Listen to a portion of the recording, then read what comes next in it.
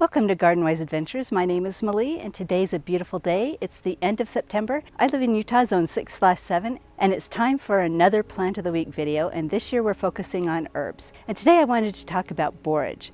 Now borage is a beautiful plant. It's a flowering plant that I use in my garden to attract beneficial insects, and the bees absolutely love it. So let's go show you what borage looks like, where I've planted it, and talk a little bit about how to use it and how to grow it. Now since today's the end of September and they're turning off our secondary water, which means in Utah our irrigation water is based off secondary water, which is water that's not filtered. They're turning it off on the 1st, which is just a few days away. So I've been taking out the warm weather crops. They're finished anyway, which is hard to believe. This year has gone so quickly, but I wanted to show you where I've planted my borage. So right here in my cabbage bed, we have a borage plant. This is one that reseeded itself. They can be pretty tall or they can flop all over. And this is what the flowers look like. The flowers are absolutely gorgeous. They are beautiful and blue, and you can use those in cooking. The leaves are a little prickly, but while they're young and tender and before they get too prickly, you can actually use them in salads, and they taste a lot like cucumbers.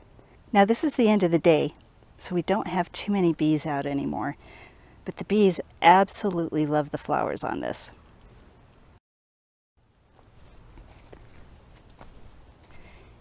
Here's another one that was shaded out by my cabbage. Let's get a little closer to that one. Here's one that reseeded itself with a grasshopper on it. I don't think the grasshopper is actually eating it. They don't really have that many pests. This one had reseeded itself amongst my squash that I removed just recently. So it's a little more squat. Sometimes they will stay this size if they're shaded out, and other times they will get huge if they have a lot of sun. Now this one gets a lot of sun and a lot of water, and it did flop over. You could stake them up if you want, or you could let them flop. Now borage is an annual crop, which means that once it starts growing, it only lasts for one season. So it'll grow, flower, set seed, drop those seeds, which will regrow the next year, and then it'll die for the winter. So you won't have them around for the winter time, but you will have them around all over your garden once you've planted them one time. They do sprout really easily, and they can grow just about anywhere. Mine have grown in the hard, dry clay soil between my beds. They really love it when the seeds fall into my garden beds where you have rich soil and a lot of water.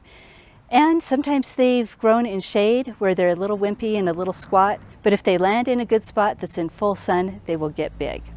I've used the flowers in baking. You can use them just as an edible flower. You can use them in salads. Another thing that is really fun to do is put them in ice cubes and float those in a drink, and it's really, really pretty.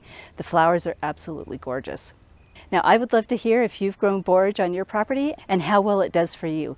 Have you been able to grow it in the shade? And has it become too invasive for you? Does it just take over your entire property? So I hope this video has been helpful for you. If it has been helpful, I hope you like, subscribe, share it with your friends, and go have a wonderful garden adventure.